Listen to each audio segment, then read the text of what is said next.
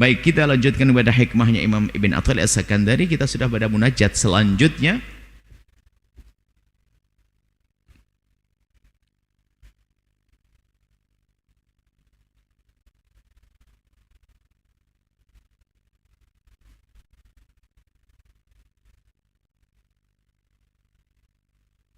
Bismillah.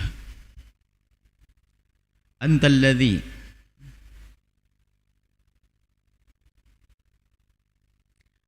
ladzi engkau ya Allah adalah zat yang asyrakta, engkau sinari, engkau pancarkan al-anwara, cahaya, fi qulubi awliyaika, di hati para kekasih-kekasihmu, hatta arafuka, sehingga mereka mengenalimu, wa wahhaduka, dan mengimani kemahatunggalanmu. Wa antal ladzi, dan engkau adalah zat yang azalta, kau telah hilangkan al-aghyar, aghyar dari ghair. Aghyar itu adalah selainmu. Sebagian menerjemahkan aghyar adalah dunia. Engkau adalah zat yang telah menyingkirkan dunia an qulubi ahbabika, dari hati kekasih-kekasihmu, hatta lam yuhibbu siwak, sehingga mereka tidak mencintai kecuali engkau. Walam yalja'u ila ghairika. Di sini katakan walam yalja'u ila ghairika, dan tidak akan berlindung kecuali kepadamu ya Allah. Ini panjang, kita perlu hadirkan perlahan. Beliau mengadu kepada Allah, antal ladzi asyrakta, ya Allah, engkau adalah zat yang telah menyalakan al-anwar, sinar. Sinar apa itu? Fi qulubi awliyaika, di hati para kekasih-kekasih Allah. Nur iman, cahaya keimanan, cahaya ketakwaan adalah hanya dari Allah. Sehingga kalau sudah seorang hamba dipilih oleh Allah, biarpun dia di tengah kubang kekafiran, bahkan dia bukan lagi dalam kegagalan, keruntuhan, bahkan bisa jadi dia lagi dielu-elukan di kubang tersebut, kalau sudah ada nur iman masuk ke hatinya, maka begitu mudahnya dia meninggalkan kekafiran untuk menuju iman, karena sudah Allah nyalakan cahaya di dalam hatinya, cahaya iman. Dialah seorang Khalid bin Walid. Apakah waktu Khalid bin Walid masuk Islam di saat dia runtuh? Oh tidak. Di saat dia ditakuti. Bahkan kaum muslimin kalau sudah berhadapan dengan Khalid, kan Khalid itu yang punya strategi cerdas, yang memukul mundur kaum muslimin waktu perang Uhud. Khalid bin Walid bukan orang yang lagi runtuh, bukan orang yang lagi terpuruk. Bahkan puncak kejayaannya menjadi seorang panglima perang, seorang hebat di kalangan kafir waktu itu. Akan tapi ketahuilah, seorang Khalid yang sukses di dalam peperangan, bahkan ditakuti oleh kawan dan lawan, jika Allah nyalakan cahaya iman di dalam hatinya, tiba-tiba mendatangi baginda Nabi dan berikrar untuk menjadi pengikut Nabi. Cahaya iman ada di dalam hatinya,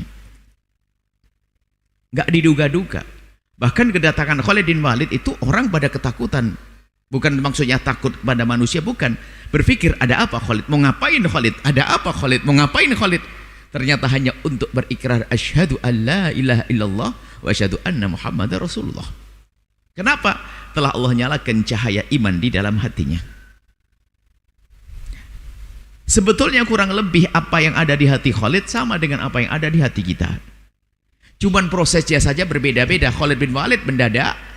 Kalau kita prosesin dari kecil, alhamdulillah dilahirkan oleh seorang ibu yang beriman. Ayah yang beriman diasah mulai umur 7 tahun, suruh pergi ke musola, kita belajar sholat dan terus diasah. Akan tapi semuanya hasilnya semua adalah dari dasar yang sama, bahwasanya telah Allah nyalakan cahaya iman di hati kita. Sehingga sampai hari ini pun kita tetap beriman, menghadiri tempat-tempat mulia seperti ini, dan semoga ini tetap dijaga oleh Allah hingga kelak kita husnul khatimah masuk surga bersama baginda Nabi SAW. Ini harus kita pahami. Begitu sebaliknya, kalau sudah tidak ada cahaya iman dinyalakan oleh Allah di hati seorang hamba, gak cukup biarpun dia sangat cerdas, dia faham, dia mengerti Islam, dia melihat, dia akan menjadi seorang Abu Jahal. Padahal dia melihat Nabi setiap saat, keagungan Nabi, keistimewaan Nabi, bahkan dia sama sekali tidak pernah bisa mengingkari kalau Nabi itu seorang Nabi, karena semuanya luar biasa. Dari tutur kata, perilaku, akhlak yang dibaca. Karena Abu Jahal juga senang syair-syair Arab, maka di saat mendengar Al-Quran geleng-geleng kepala. Ini bukan syair tapi ngalahkan syair. Apa ini? Pasti ini bukan omongan manusia biasa. Tapi pun demikian, apakah dia bisa berikrar asyhadu alla ilallah? Tidak. Dia menjadi musuh terbesar baginda Nabi Muhammad. Bahkan kebesaran Abu Jahal lebih besar daripada Fir'aun. Fir'aun mati masih menyerah. Fir'aun waktu mati, dia masih minta Musa tolong saya. Aku mau beriman, mau mati. Dia pun sudah tidak terima lagi imannya. Tapi Abu Jahal mau mati masih nantang. Ya Abdullah bin Mas'ud sampaikan kepada Muhammad, kalau leherku panjang, katakan kalau aku akan menjadi musuh hari ini sampai kapanpun. Wah, masih nantang, mau mati masih nantang. Ini bukan dia tidak tahu Nabi Muhammad, tahu Nabi Muhammad, yakin Nabi Muhammad, kagum dengan Nabi Muhammad, tapi tidak sampai dia mengimani. Karena apa? Belum Allah berikan cahaya hidayah di dalam hatinya. Refleksinya, apa pengaruhnya? Apa yang harus kita hadirkan setelah kita pemahaman semacam ini? Kita melihat, tengok diri kita sendiri. Apa yang ada di hati kita ini karunia agung dari Allah. Maka sangat pantas kita kalau kita mengadu seperti Ibn Athaillah juga, ya Allah, Engkau adalah zat yang memberikan cahaya iman di hati para kekasih-kekasihmu, ya Allah, jadikan aku bersama mereka. Puji syukur kepadamu ya Allah, sampai hari ini aku masih beriman, dan kuatkan imanku ya Allah, jaga imanku hingga kelak masuk surga. Kan begitu. Dengan cahaya iman yang ada di hatinya, seorang hamba akan hatta arafuk, bisa kenal Tuhannya. Kenal yang sesungguhnya. Kenal hati lo. Kenal hati bukan kenal dengan akal saja. Akal adalah iya, tapi lebih dari itu adalah hati. Setelah itu iman ada di hati, tapi dimulai dari kesadaran akal. Maka ilmu akidah yang kita pelajari itu ilmu yang dipelajari oleh akal kita untuk menguatkan hati kita. Tapi tidak jaminan orang yang pandai ilmu akidah dia lebih khusyuk loh sholatnya daripada orang yang tidak mengerti. Itu ustadz akidah Islam, wah hebat dia, hafal matan ini itu, tapi belum tentu tahajudan malam bisa. Kalah sama ibu-ibu di kampung itu yang masya Allah siang kerja, malam kerja, tak taunya tahajud masih kenceng. Karena ada nur iman yang ada di dalam hatinya.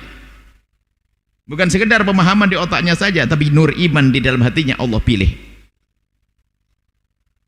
Itu si fakir itu yang ternyata masih nyisihkan rezekinya untuk infak di masjid dengan rutin, infak di pondok dengan rutin, bantu tetangga yang fakir dengan rutin, karena Allah sinari hatinya dengan cahaya iman. Tetangganya kaya raya, nggak ngerti derma, nggak ngerti berbuat baik, jangankan buat masjid, buat musola kecil pun enggak. Nyumbang sajadah juga tidak. Karena apa? Tidak dipilih oleh Allah Subhanahu wa taala. Sehingga perlu kita selalu hadirkan munajat semacam ini, ya Allah, yang menyinari hati hamba dengan iman adalah Engkau, hanya Engkau ya Allah. Maka dengan itu menjadi kenal Engkau ya Allah. Maka dengan itu menjadi mengesahkan Engkau ya Allah. Maksudnya puji syukur, menyanjung Allah. Lalu berharap setelah itu, ya Allah tetapkan imanku. Kalau semakin cahayanya terang di hatinya, semakin dia mengenal hak untuk bisa mengikutinya, dan mengenal batil untuk bisa dijauhinya. Sehingga dalam doa yang diajarkan Nabi, Allahumma arinal haqqa haqqa warzuqna tiba'ah, ya Allah tampakkan kepada kami kebenaran sebagai kebenaran dan mudahkan aku untuk mengikutinya. Untuk ditampakkan, padahal kita tahu kebenaran tapi tidak tampak di hati kita. Alangkah banyaknya orang mengerti kehalalan, mengerti keharaman, tapi masih melakukannya. Karena apa? Belum ditampakkan di hatinya oleh Allah. Sehingga hanya tahu haram hukum saja yang dipelajari di kampus, akan tapi ternyata dia adalah orang pertama kali melanggar haram. Begitu sebaliknya, alangkah banyaknya orang mengerti keutamaan sholat malam, tahajud, duha, tapi belum bisa melakukannya. Mengerti bahwa pentingnya berderma, sedekah, belum bisa melakukan. Karena apa? Belum ditampakkan kebenaran sebagai kebenaran untuk diikuti. Ya Allah, ma'arinal haqqa haqqa, ya Allah, tampakkan kebenaran sebagai kebenaran, wa arinal batila batila, dan tampakkan kebatilan sebagai batilan. Warzuqna ijtinabah, dan berikan kepada kami kemudahan untuk menjauhinya. Dari Allah. Ayo merenungi diri kita sendiri. Alangkah banyak kebaikan yang kita sudah ketahui, tapi kita belum mudah untuk melakukannya. Dan harus sadar itu. Kenapa seperti itu?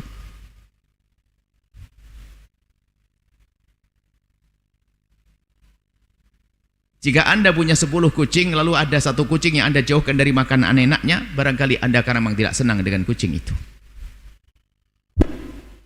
Ada kucing 10, ada makanan yang Anda siapkan, tak tahu ada satu kucing, terus Anda pinggirin. Tidak. Kenapa Anda pinggirkan begitu?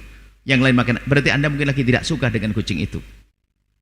Begitulah Allah Jalla Jalaluh. Jika seorang hamba kalau susah melakukan kebaikan, maka sungguhnya Allah lagi tidak sayang dengan hamba itu. Maka berfikirlah tentang diri Anda sendiri. Kalau ternyata diri kita susah melakukan kebaikan, jangan-jangan kita tidak disayang oleh Allah saat itu, maka mendekatlah kepada Allah dengan memohon ampun, merenungi kesalahan-kesalahan. Yang pasti ada, jangan berkata yang mungkin saya lakukan. Bagaimana mungkin? Banyak dosa kita, jangan sok banget. Barangkali ada kesalahan, barangkali ada kesalahan. Kita balik salah kita. Menyadari kesalahan kita, kekurangan kita, dosa kita. Ngadu kepada Allah, istighfar yang banyak. Tiba-tiba suatu ketika nanti kita ditarik oleh Allah kepada kebaikan yang kita pun tidak pernah membayangkannya. Sehingga tanda orang yang dicintai oleh Allah adalah begitu mudahnya dia melakukan kebaikan biarpun tidak direncanakan sekalipun, dan begitu susahnya melakukan keburukan biarpun direncanakan sekalipun. Begitu sebaliknya, kalau seorang hamba tidak dicintai oleh Allah, begitu susahnya melakukan kebaikan biarpun sudah direncanakan, dan begitu mudahnya melakukan keburukan biarpun tidak direncanakan. Renunglah diri Anda sendiri, renungi diri sendiri, nggak usah nengok orang lain. Kalau tiba-tiba Anda semangat beribadah, berarti saat itu Allah sayang, cinta kepada Anda, Allah kuatkan iman Anda sehingga mudah melakukan kebaikan. Wa antal ladzi azaltal aghyar an qulubi ahbabik. Engkau adalah zat yang telah menyingkirkan dunia dari hati, bukan dari tangan, bukan. Bukan dari tangan, dari hati. Orang kaya yang sesungguhnya adalah kekayaannya hanya ada di tangannya, bukan di hatinya. Kalau sudah kekayaan di hatinya, dia akan menjadi budaknya kekayaan. Tapi kekayaan yang sesuai adalah kekayaan yang hanya ada di tangan. Sehingga sebagian doa orang-orang saleh, Allah jadikan dunia di tangan kami, jangan kau jadikan dunia di hati kami. Jadi bukan hubbud dunia, bukan cinta dunia. Jadi orang memiliki dunia, tidak cinta dunia, dalam bahasa tasawuf namanya zuhud. Orang zuhud itu bukan orang yang tidak memiliki dunia. Oh, jangan salah faham. Walaza zuhudu alla tamlikat syai'a. Bukan zuhud itu tidak memiliki sesuatu. Walakinna zuhda alla yamlikaka syai'u. Zuhud yang sesungguhnya adalah bagaimana engkau tidak dikuasai oleh apapun. Bukan berarti tidak memiliki apa. Wanda. Orang kaya raya, tapi bagi dia tidak memperbudaknya. Logikanya kan begini. Jika dia belum punya sepeda, bisa ngaji barisan paling depan. Kalau punya motor pasti lebih istiqomah lagi. Dulu waktu jomblo bisa ngaji paling depan, setelah menikah mestinya karena apa? Tambah. Tapi setelah punya motor mundur, setelah punya mobil lebih jarang hadir mengaji pengajian. Loh, ini kan tidak masuk akal. Oh, dulu jalan kaki aja bisa, kok sekarang punya mobil nggak bisa. Kenapa? Dunia di hatinya. Dunia menjadikan merusak dirinya. Istrinya fitnah, gara-gara menikah jadi jarang ngaji. Suaminya fitnah itu. Mestinya kan dulu aku waktu jalan tuh jomblo, keling-keling-linglung, tolah-tolah yang nggak jelas. Setelah aku punya istri, saya tambah kenceng dong. Karena apa? Aku punya hiburan halal di rumahku, selesai. Dulu aku nggak jelas, mestinya begitu logikanya. Aku diberi Allah rizki, mestinya banyak ibadah. Nah sekarang yang rajin sholat 5 waktu di musola samping rumah itu yang fakir, yang kaya raya bingung dia. Loh, mestinya yang kaya itu paling gampang untuk bertemu di musola. Kenapa? Dia sudah punya pembantu di rumahnya kok. Kemana-mana cepat pakai mobil, yang lain pakai sepeda. Ayo kita merenung apa yang Allah berikan pada kita. Kalau ternyata dunia itu menjadikan kita semakin jauh kepada Allah, dunia telah merusak kita, berarti itu karena dunia kita letakkan di hati. Maka Ibn Athaillah mengajak kita untuk merenungi, menyanjung, antaladzi azaltal aghyar, ya Allah, engkau yang telah menghilangkan, menggeser, menjauhkan aghyar selainmu ya Allah. Dunia, kekayaan, tahta dari hati, bukan dari tangan. Anda boleh menjadi seorang pemimpin, bahkan bercita-cita jadi presiden pun bukan sebuah yang salah, asalkan presiden yang adil, yang bijak, yang menghantarkan umat pada surga, sah. Saya menjadi orang kaya raya diizinkan oleh Rasulullah. Ya kan, Nabi mengajarkan jangan sampai engkau orang cita-cita punya utang banyak. Ini kan perlu motivasi. Jangan salah memahami makna zuhud. Sampai sebagian orang disebutkan begitu kayanya, sampai seperti begitu dermawannya, sampai seolah-olah tidak wajib zakat lagi. Begitu banyak yang diberikan, biarpun zakat tetap. Maksudnya ada orang yang memang hidupnya memang untuk kemaslahatan umat, kaya karena harta tidak di hatinya, tidak menguasai hatinya, tidak mengganggu bangun malamnya, tidak mengganggu tahajudnya, bahkan menjadikan lebih banyak manfaatnya untuk umat. Tapi kalau sudah dunia di hati kita, Masya Allah, dunia menguasai hati kita sehingga hati kita mengejar dunia. Lah kalau sudah mengejar dunia, lupa rambu-rambu. Yang penting aku mendapatkannya, nggak penting apakah itu halal atau haram. Sehingga muncullah di sini adalah dusta dalam berdagang, culas dalam mengemban jabatan, curang di dalam ngurusi keuangan dan seterusnya.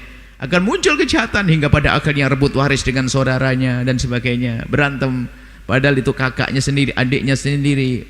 Padahal di saat akalnya sudah sempurna dulu waktu masa kecil itu, lihat masa kecil dia bermain di bawah rintik hujan, sembunyi peta umpet di balik pintu, masih riang, berantem sama saudaranya hanya 10 menit, setelah itu makan bareng riang gembira. Tapi sekarang sudah pada doktor, insinyur, wah, berantem ngajak perang gara-gara rebutan dunia. Lu kan berarti semakin bodoh. Waktu kecil berantem hanya 1 jam, selesai, ngumpul lagi. Tapi kalau sudah gede ini, kalau berantem rebutan waris sampai mati, masuk neraka jahanam. Loh, kenapa seperti itu? Bukan karena tidak punya ilmu, bahkan dia sangat punya ilmu. Karena dunia menguasai hatinya. Hubbud dunya. Hubbud dunya. Ada satu, itu bukan sebuah hadis ya, karena ulama mengatakan tidak benar hadis itu, akan tapi maknanya benar. Hubbud dunya ra'su kulli khati'atin. Jangan dinisbatkan pada baginda Nabi, akan tapi maknanya benar, cinta dunia, segala malapetaka dari cinta dunia. Kecintaan pada dunia, maka itu adalah sebab malapetaka, curang, culas. Jadi pengurus masjid pun duit masjid diambil nanti. Akan tapi orang cerdas akan menggunakan dunia kendaraan meluncur menuju kemuliaan di hadapan Allah Subhanahu wa taala. Hatta lam yuhibbu siwak, sehingga biarpun dia katanya kaya raya, ternyata hatinya tetap dengan Allah. Tidak menjadi jatuh cinta kepada kekayaannya lalu menjadi lupa Allah. Bahkan semua yang Allah berikan kepadanya justru akan dijadikan mendekat kepada Allah. Aku punya mobil, akan aku jadikan mobilku meluncur kepada Allah, dipakai hadir pengajian. Aku punya rumah, akan gunakan menuju kepada Allah, sehingga rumah digunakan untuk silaturahmi yang baik. Dia punya apapun digunakan untuk menuju Allah, karena dia orang cerdas. Kan tadi hatta lam yuhibbu siwa, karena tidak mencintai kecuali Allah, sehingga apapun yang dimiliki gimana digunakan untuk menuju kepada Allah. Maka kita melihat orang kaya senang berderma, kita melihat seorang pejabat sangat baik dengan rakyat, mendekatkan rakyat kepada Allah dan Rasulnya dan seterusnya. Itulah karena apa? Dunia sudah tidak menguasai hatinya, tapi dunia betul-betul dikontrol. Dunia hanya ada di tangannya, hatinya terbebas dari hubbud dunya. Walam yalja'u ila ghairik, sehingga mereka itu ya Allah yang hatinya telah kau bebaskan daripada cinta dunia, mereka tidak mencintai kecuali kepadamu. Dan kalaupun dia mencintai dunia, tampaknya mencintai dunia pasti untukmu, sehingga menjaga hartanya karenamu, dia menjaga kekayaannya karenamu, dia mempertahankan tahtanya karenamu. Tujuannya hanya untuk engkau ya Allah. Walam yalja'u ila ghairika, dan mereka pun dalam keadaan darurat pun tidak akan menuju kecuali kepadamu, berlindung kepadamu, minta pertolongan kepadamu, sehingga orang itu tidak pernah tampak panik, karena apa? Yang menolong adalah Zat yang Maha Kuat, engkau ya Allah. Tapi kalau kita minta pertolongan pada seorang hamba yang lemah, ada was-was, ada kegelisahan apakah nanti ditolong atau tidak ditolong. Tapi seorang yang punya kekuatan iman, tidak dikuasai oleh cinta dunia, maka di saat punya masalah begitu mudahnya dia menghadap kepada Allah, dan saat itu ketenangan ada pada dirinya. La walam yalja'u ila ghairika, tidak akan berlindung, tidak akan mencari pertolongan karena saat darurat kecuali kepada Allah Subhanahu wa taala. Sampai di sini dulu insyaallah. Ini munajatnya masih panjang dan indah. Semoga Allah menjadikan dunia di tangan kita, bukan di hati kita, memudahkan urusan dunia untuk akhirat kita, dan semoga Allah memberikan menyinari hati kita dengan cahaya iman, cahaya hidayah, sehingga tampak kebenaran sebagai kebenaran untuk bisa kita ikuti, dan kebatilan sebagai kebatilan untuk kita jauhi. Dan semoga Allah Subhanahu wa taala memuliakan kita di dunia, muliakan kita di akhirat. Allah menjadikan kita hamba yang saling mencintai karena Allah. Wallahu a'lam bishawab.